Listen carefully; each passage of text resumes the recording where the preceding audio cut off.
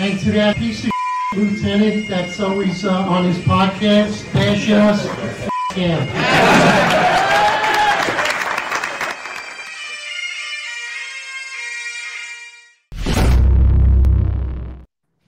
All right, everybody. Thank you for joining us this morning, and welcome. New York's finest retired and unfiltered podcast.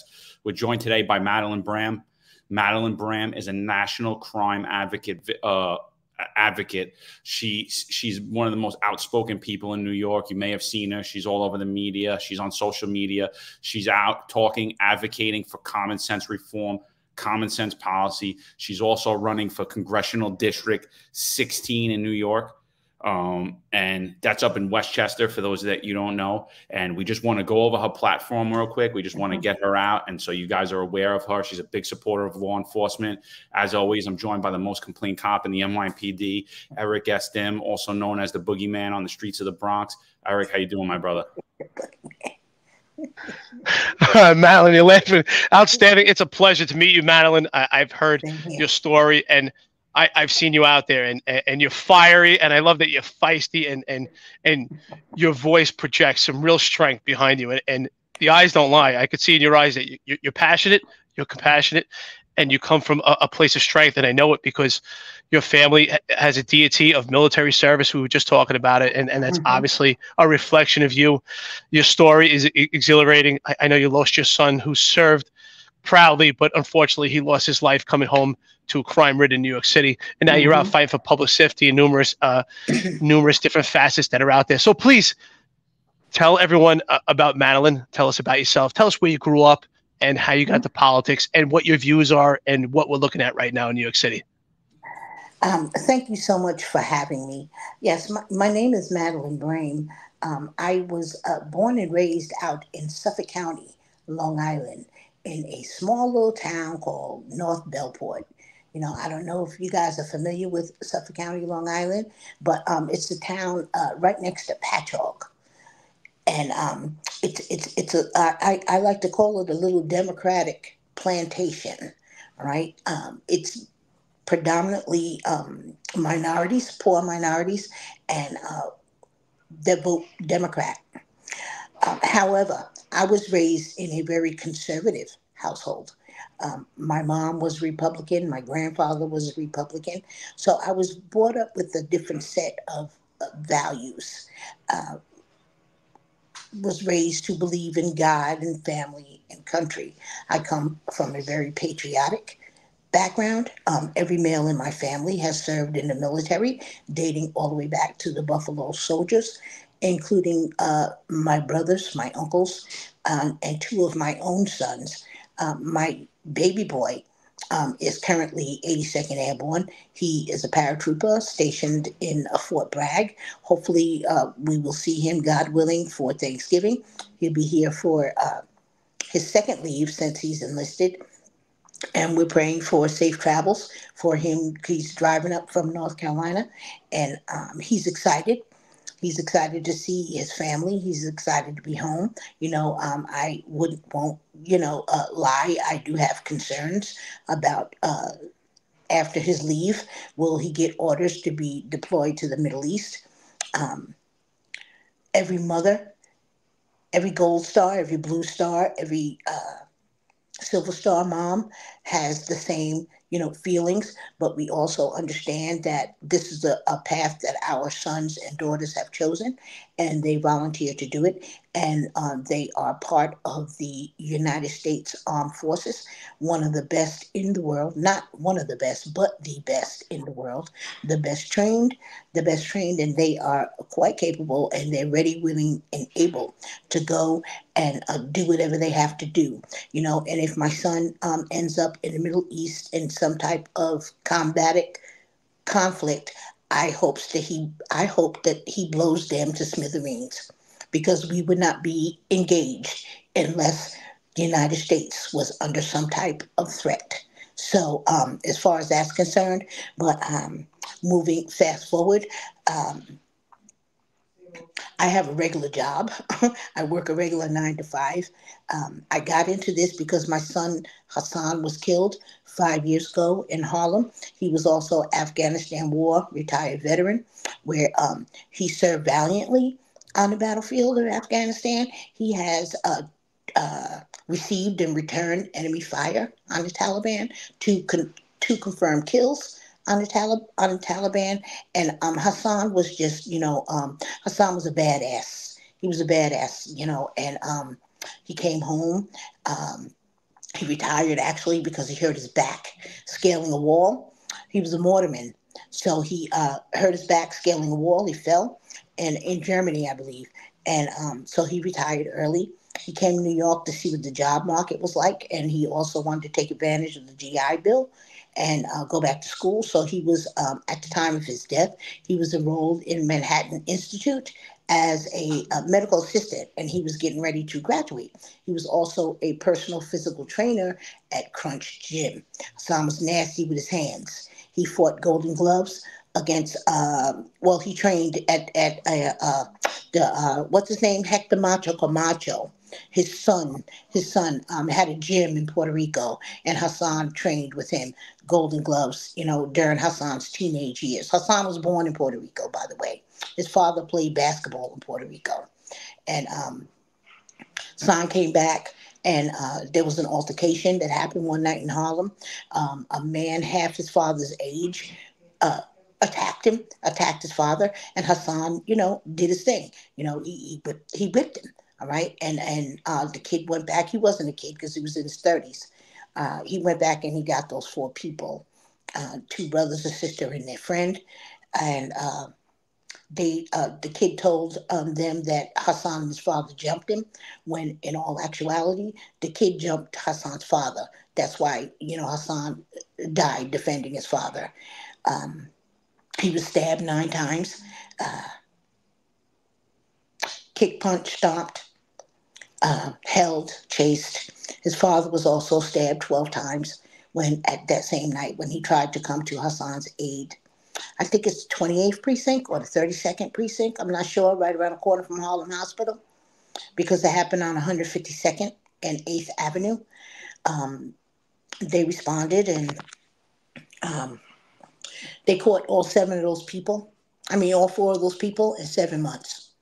All right. So they did a hell of a job. It's the same precinct that those 2 officers were ambushed when they ran down the hallway. Do you remember that story? That incident that happened in Harlem, I think 2 years ago. Okay, that same precinct. So those detectives, the homicide squad, the fugitive squad, 7 months, all 4, and that's unheard of.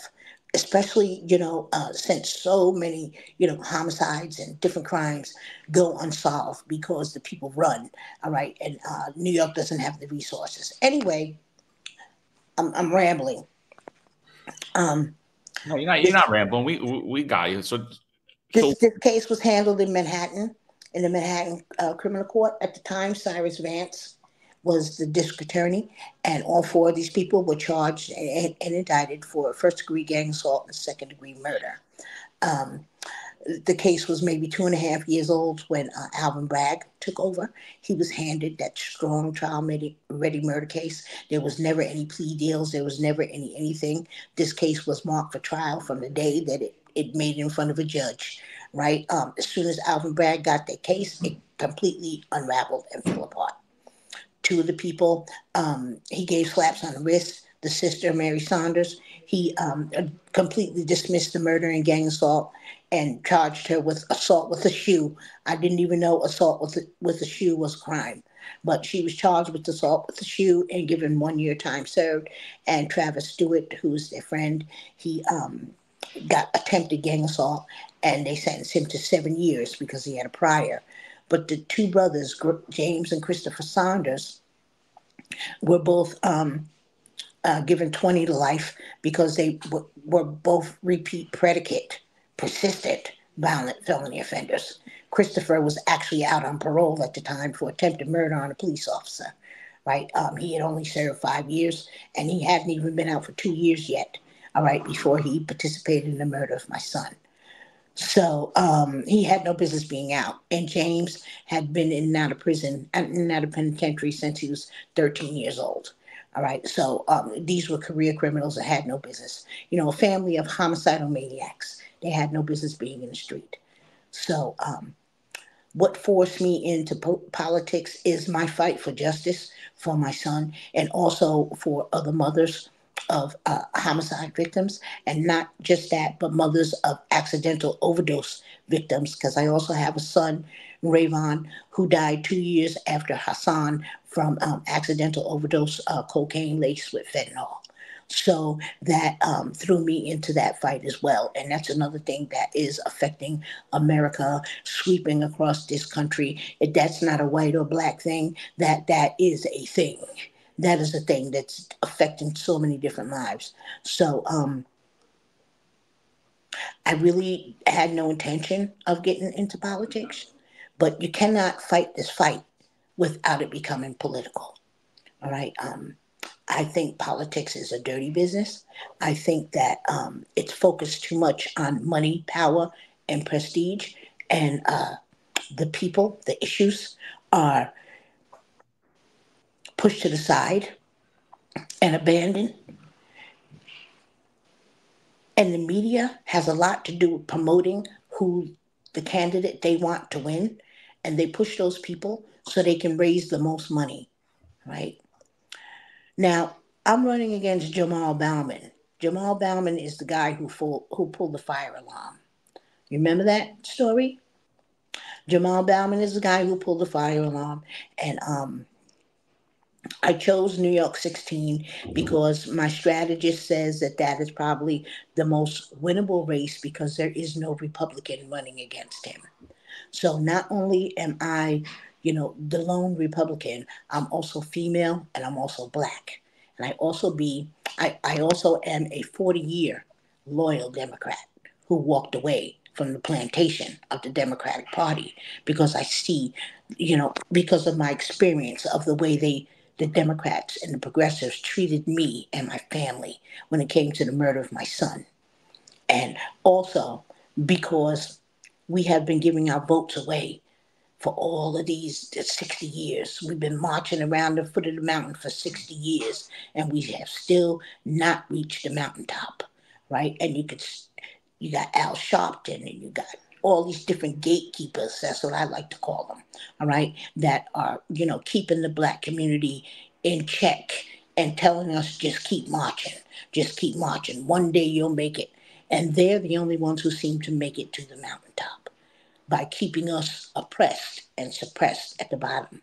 So when we talk about, racism and it's the white man who's doing this and this and that, no, it's not.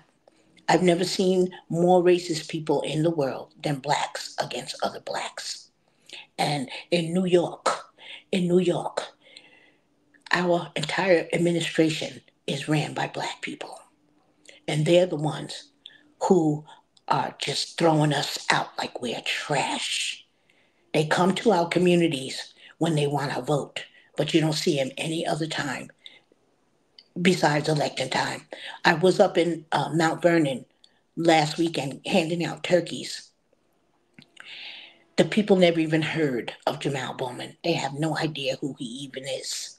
And he is their representative. He's their congressman. He's the one who's supposed to be going to Washington to bring back their fair share of resources, so they won't have the potholes in the road and the dilapidated housing and failing schools and all that, right? So people vote for people just because, number one, the color of their skin. Black people do that, all right? I'm not downing black people because I love my people, but our thinking, our attitude, our behavior, all right, is just out to snacks, right? We are our own worst enemy. We won't listen. We won't listen. We would rather ignore the situation. Then you have the illegal immigrant issue, okay? They're being pushed right into the poor black and brown communities, pushing people, longtime residents, out of their homes, sucking up the resources, the scarce resources that they already have, that they barely have. Then you have Mayor Adams making cuts to make up for the billions and billions that him, Kathy Hochul, and City Council blew. All right, they blew that money. That's why there's nothing for the migrants, when they could just as easily line those buses up and send those people right back to the border where they came from. They have no business being here. They're here illegally. But you see, those are just some of the issues. Some of my platform, crime is out of control. We all know that. No matter what Mayor Adams says, the safest city in America, he's lying straight through his teeth. He's lying. There's nothing safe about New York. Nothing safe, and it hasn't been in a few years. Madeline, you're running against Jamaal Bowman. He's a far left progressive. Yes. What do you want to tell the people? What's the first thing you want to do when you're elected? When I'm elected?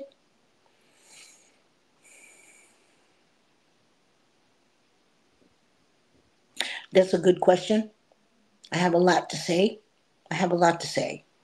But I just want the people to feel that they can count on me to be their voice and to be their fight in Congress, right? And fight for the issues that matter to them the most, and to go and fight for the resources to make sure that I bring back to the communities what I said that I would, what I, promised them to do. But then again, I can't make any promises because I don't know. I don't know what it's going to be like. I don't know what I'm going to be faced when I go to Washington. You see what's happening now with the Republicans up there. They can't get nothing done. They can't get anything done. So, I know that it's an uphill battle, but I want the people to feel confident that they have the power within themselves, okay, to change their circumstances and their situations. They have the power themselves. They don't have to sit down, lay down and roll over and play dead. Just because they live in that communities and those poor communities doesn't mean that you have to conform to it. You don't have to indulge in that stuff. Get up and go to work. Work. Yeah. Teach those kids. It starts within the four walls of the home. Teach those kids give them some home training, some discipline, some guidance. So it's like, I'm not a politician. And I don't think I ever want to be. I just want to be who I am. I just want to be myself and be who I am. And I think that I'm more relatable that way. I'm more relatable because people, I'm speaking to the hearts and minds of people, not so much to the issues. I'm speaking to the hearts and minds of people because the issues are man-made, all right? And it's bigger than all of us. The issues are bigger than all of us, unless you have trillions of dollars to actually change. But we do have the power to change the way we think and the way we act and the way we behave.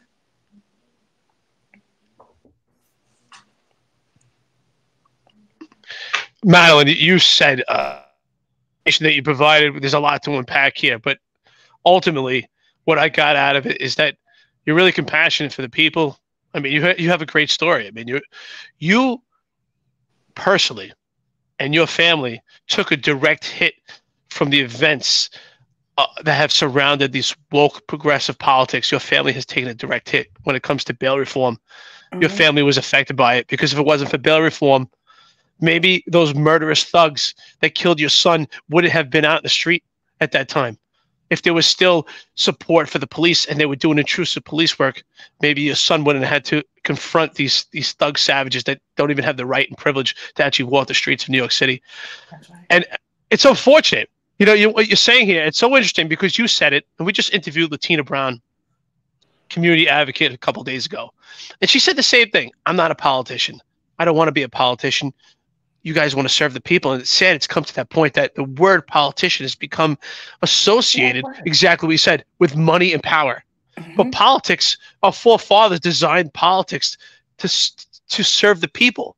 And it's unfortunate that we have to move away from that and say, hey, I'm not a politician, because we need to bring that back to where being a politician is actually serving the people, actually knowing right? Knowing who your people are. So, with that being said, what would be when you get into office, and I hope that you do. What would the relationship be that you would want to form with the police department so that they could get support, so that someone else's son is not out there getting killed by murderous thugs? What relationship would you have with the police department? If you had an opportunity to sit with the police commissioner, what would be some of the things that you would want addressed? John and I constantly talk here about intrusive police work. We feel that proactive and intrusive police work is what curbs crime, along with broken windows theory. Absolutely. So what would be a conversation that you might have with the police commissioner? Mm-hmm. Well, I'm glad you brought that up, broken windows and proactive policing, because I am a product of the crack era, right? I was around when Rudy Giuliani and Commissioner Kelly and George Pataki were running New York. They came in with their broken windows and the proactive policing, the stop and frisk, all that, and they cleaned this mess up. Within 1 year, it was cleaned up, right? I would, my interaction or my relationship that I would like to bring to the NYPD would be to encourage, all right, that they execute professionalism, but also do their job to the best of their ability. Do what they're hired to do. I would uncuff them. And I would let them go into the streets and clean this mess up. Clean it up. Because right now, there is no respect for NYPD. Sometimes I watch the news and I see the things happening, and it brings tears to my eyes. Like, look at how these savages are disrespecting our law enforcement. Without them, don't they know it would be a million times worse without them? And I see the police are actually afraid to make arrests and have to, focus on how they're, doing apprehensions, and if the cuffs are too tight, and then you got people filming you, the camera all in your face, like talking shit all in your face. It's like, come on. 10 years ago, you would have never, it's disrespectful, right? Boosting the morale of the police officers. Letting you guys know that New Yorkers need you. Without you, there would be no law and order here. There would be no stability here. People would not be safe. People would not be. Do you think that in the black communities, the people wanted the police defunded and removed? Absolutely not. Nobody advocated for that. Those progressives did that nonsense. Because black people are disproportionately affected by the criminal justice system. Well, newsflash, black people are the ones committing all the damn crime. So who else should be affected by it? Right? They're the ones committing the crime. They're the ones hurting innocent people. All of that. So come on. And this is not to bash my people. I want to make that 100% clear. However, I'm telling the truth. Just like Cardi B said the other day, and she's not the first. We've been saying this for years. All of a sudden, because Cardi B says it, now it's like, the hottest thing since sliced bread. Like she's the first one that ever said it. No, she's not. But she's rich and famous. That's what I said. Money, power, and prestige.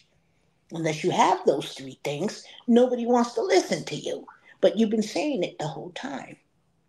But I would definitely build a strong relationship with the NYPD. I would weed out the bad ones.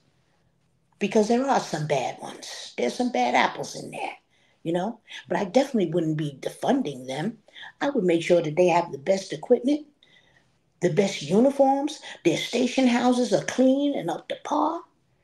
I'd make sure that their pensions are protected. I would make sure that they have immunity.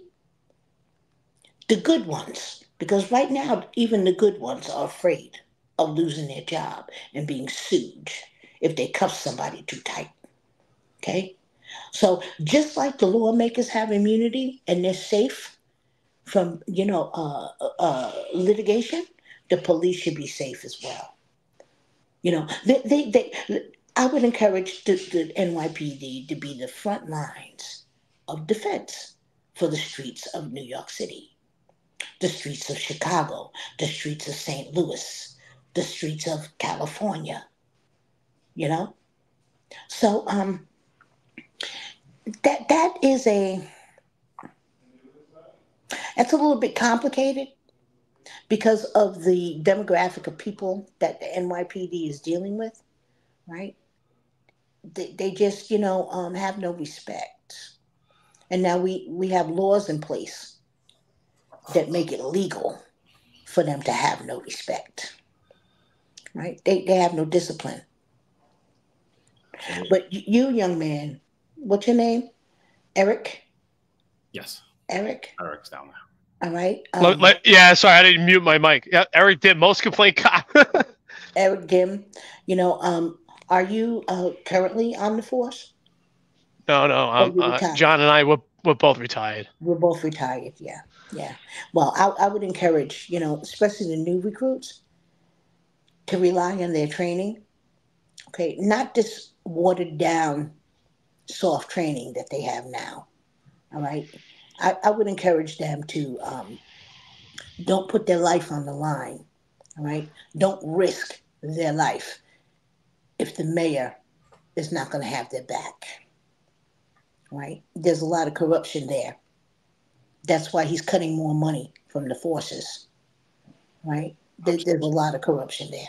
A lot of no bid contracts going out without going outside for a lot of different things, for policing, for the crisis that we're now seeing. I know you had a busy day. I know you were on Fox and Friends all morning this morning.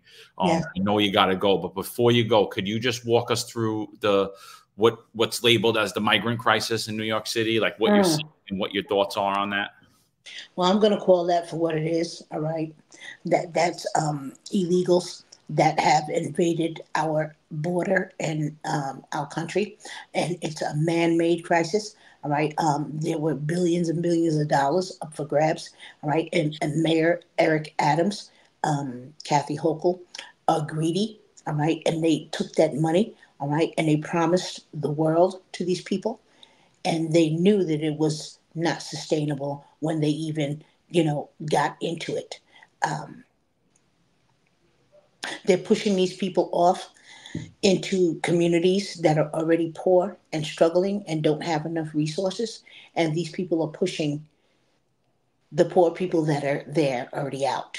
And then they literally dump the Africans right off on the sidewalk and just left them there, right, to do whatever.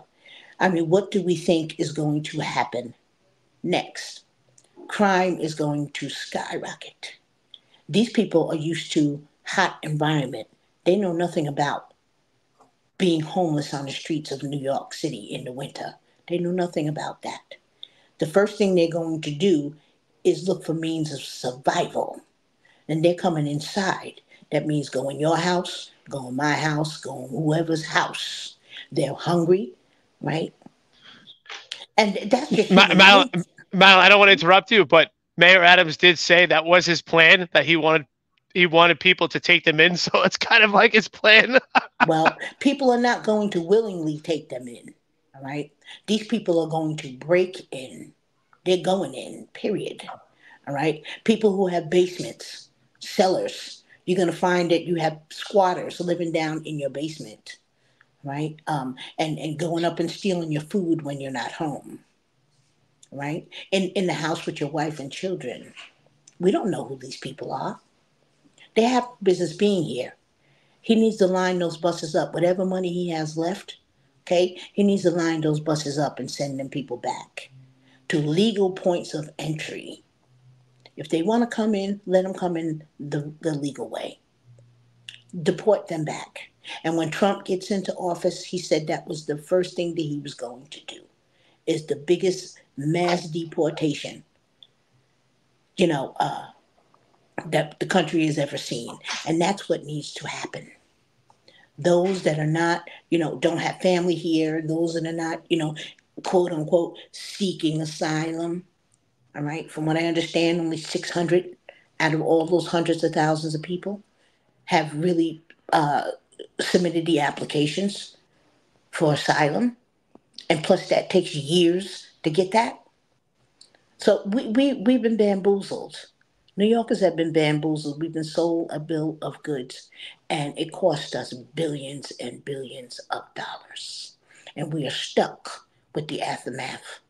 We're stuck with it. I work in Midtown. I see it every single day. Them Africans are getting cold. They're walking around hungry. Yep. I'm telling you, it's going to be a bad scene. It's going to be a bad scene. And then we put them before our own homeless people, our own veterans. You know, that's the part that's hurtful. That's the part that makes you, cry. When you see our own people out there for years at a time. And then you want to put these people. Mm-hmm. You're absolutely right. You know what's quite interesting, right? So you talk about supporting the black community and making the black community understand that the progressives are giving them a raw deal. And I saw the same thing. I worked in the South Bronx for almost a decade as a special operations lieutenant. And it's interesting you asked, right? So, I recently retired, but I retired because the kind of cop that you want out there, I did not fit that mold anymore, what I was paid and trained to do anymore. I was attacked by an overzealous civilian complaint review board. I could not do intrusive police work anymore. They don't want people like John and myself out there anymore, the progressives. But what I can say is you're 100% right. Black people do. Because when I was out there and I was attacked by an overzealous civilian complaint review board, I was getting awards simultaneously from the community. And the community is black. And I spoke to community members out, in the elevator or walking around. And they didn't want to say it in publicly, but they would pull me to the side. They would say, hey, listen, thank you. I appreciate it. Or some of them would give me their numbers like, hey, listen, something's going on here.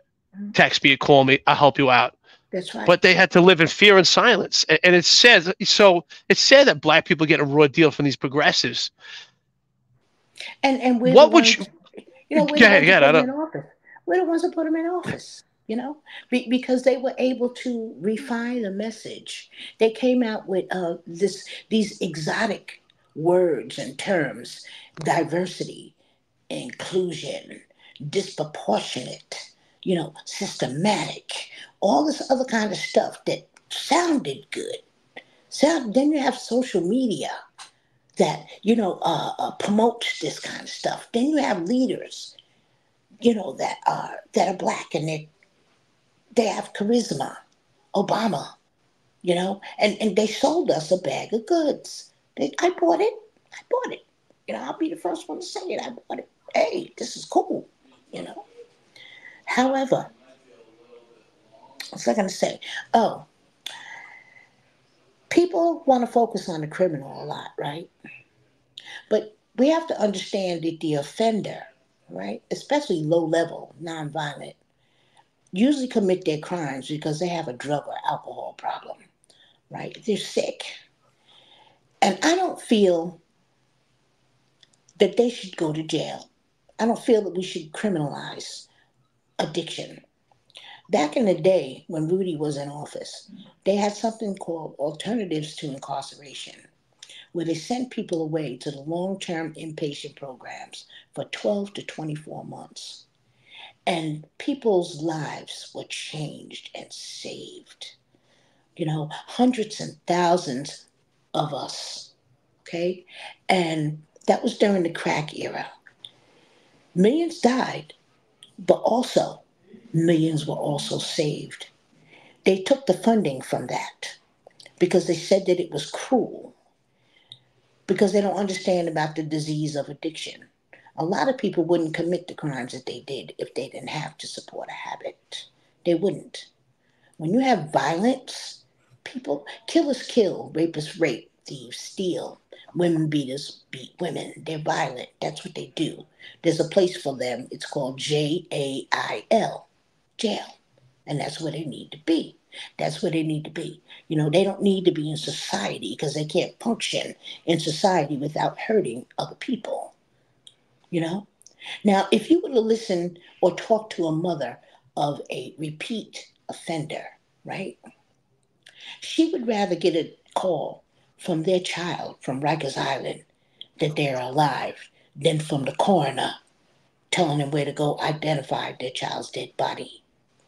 My mother would rather get a call from me from the jail than from the coroner to say where to go identify my body. You know, I'm divulging something to you here because it's going to come out, especially since I'm running for office. All right. I have a criminal history. 30 years ago, you know, I got caught up in that whole crack era thing. I've been to jail. I've been to Rikers Island. Right? I've done time. My mother even called the cops on me a few times because she'd rather see me in jail than in the streets, number one, killing myself with the drugs or getting a call that I'm dead. And it saved my life. It saved my life. A whole bunch of people who were incarcerated, they're talking about closing Rikers and all this other kind of stuff. A whole bunch of people are not arrested.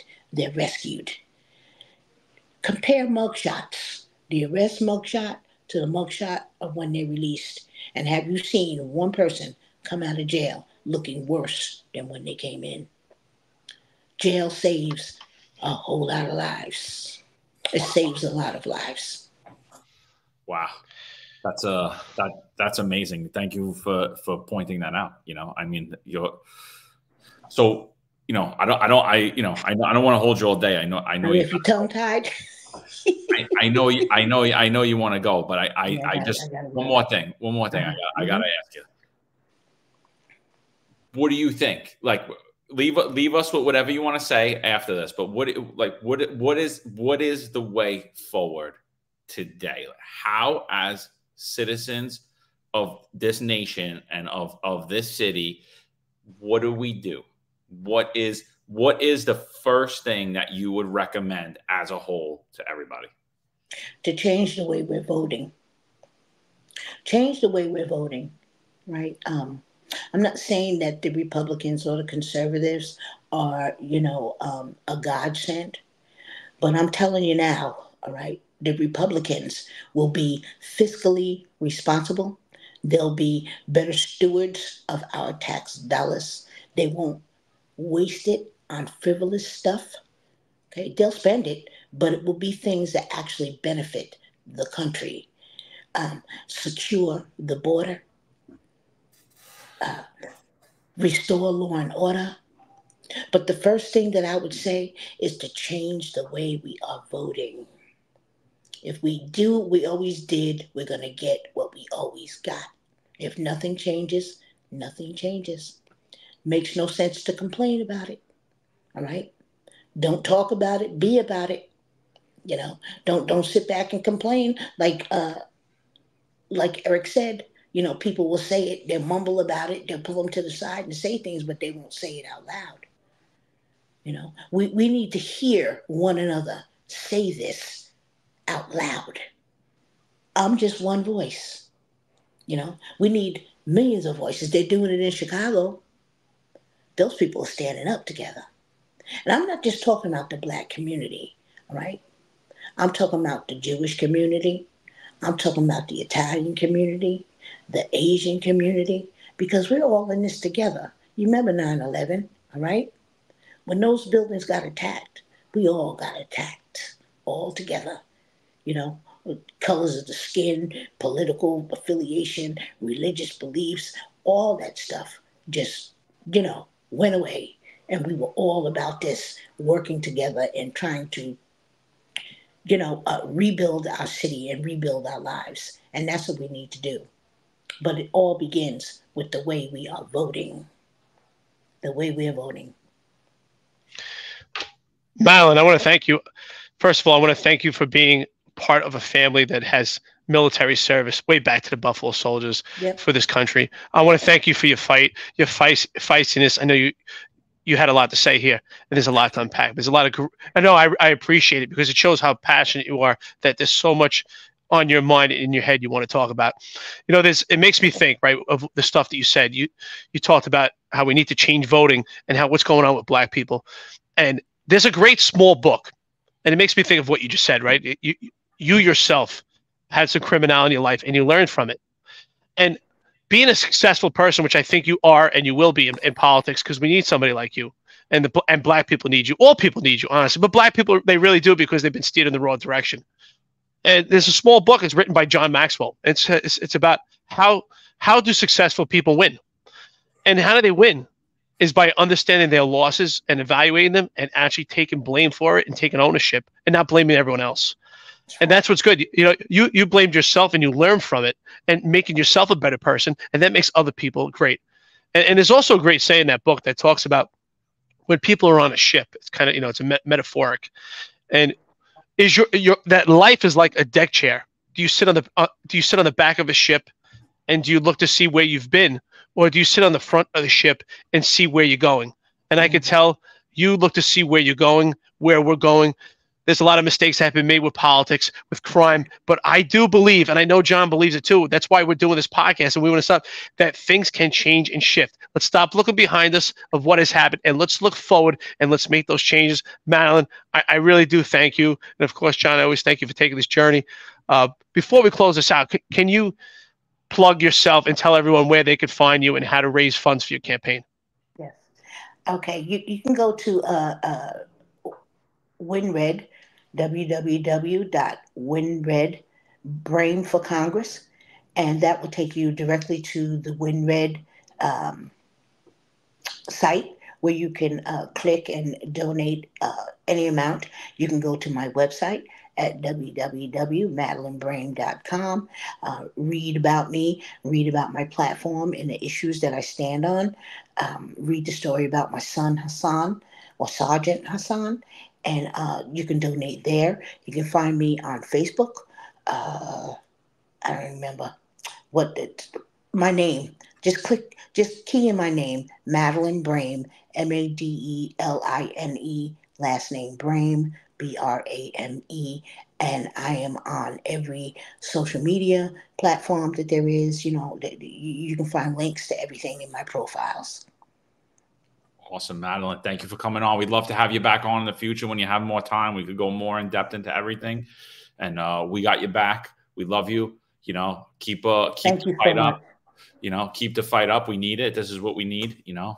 So, ladies and gentlemen, we'd like to welcome and thank the great and powerful Madeline Brame for coming on the podcast. In closing, I just want to add one thing. You know, I'm not a spring chicken. All right, I've been around a long time. You know, and a lot of things have changed in society. You know, we want to be progressively moving forward moving with different things like technology and medicine and different things like that, but not with all this crazy stuff that we see happening here, all right, with the same-sex stuff and this changing the gender of our children stuff and calling women cis women and, you know, being unlived and birthing people and changing our language and the things that are happening in our schools, what our children are being taught. We don't want to progress that way. Teach our children how to read, write, and do arithmetic, right? And how to speak and write a full, proper sentence. That's what we need, because that's what they're going to need once they get out into society. We want to be progressive moving forward, but not progressive that way. The progressives, the politician progressive, the policy progressives have to go. We have to fire those people because our children, the next generation and the generation after, are going to be lost in the sauce if we don't. No, thank you. You're right. It's not progress. It's regress. That's right? it. It's 100%. It's 100% right. Yeah. So, you know, we thank you. Call us anytime. You're always welcome back on here. We'd love to have you on for some crime panels too. Go around the room. Thank you so much. Thank you, Madeline. I mean it. Listen, I'm traveling through Asia right now. I'm in Malaysia right now. It's I enjoy the Far East. I enjoy martial arts, and I'm here with my family. And I just want to say honestly, I usually don't say this, but I mean it. All the stuff you've been through, and so being so honest about your past, and you learn from it. I do believe in a second chance. You know, we were police officers, and we rose to the ranks, and people have this ideology that cops don't believe people deserve second chances. I mean, John talks about his arrest constantly here. So if I was in your presence right now, I would definitely give you a hug. Your family's given so much, and I wish you lots of luck out there. I lived in the Bronx myself. I lived in New Rochelle. I know those are communities that you represent. So I thank you. I really do. Thank you so much for having me, guys. All right. You have a happy holiday. You know, don't eat too much turkey, okay? Absolutely. Absolutely. All right. And guys, if you're getting ready to retire, if you're already retired and you're looking for a new financial advisor, like we always say, you gotta secure your own wealth. Check out our friends at Laidlaw Blue. Contact Henry and John. They're great guys. Free consultation. You got nothing to lose, but you have everything to gain by going out and calling and finding out and seeing what's available to you. We highly recommend you give Laidlaw Blue a call. Law enforcement professionals dedicate their lives to serving and protecting our community. But who's protecting their financial futures? That's where Laidlaw Blue comes in. Our wealth management platform is specifically designed for the law enforcement community. Laidlaw Blue is a division within Laidlaw Wealth Management, run by retired New York City detective John McDermott. His status as a retired detective uniquely positions him to establish a deep connection between Laidlaw Blue and the law enforcement community. Our platform is easy to use and provides a range of financial services, including investment management, retirement planning, and insurance solutions. With Laidlaw Blue, you can secure your financial future and provide for your loved ones. Our team of experienced financial advisors understands the unique challenges and opportunities that law enforcement professionals face. We're here to help you navigate the complexities of financial planning and achieve your goals. Laidlaw Blue. Secure your financial future today. Book a meeting using the QR code displayed or call us directly on 888 901 Blue. That's 888 901 Blue.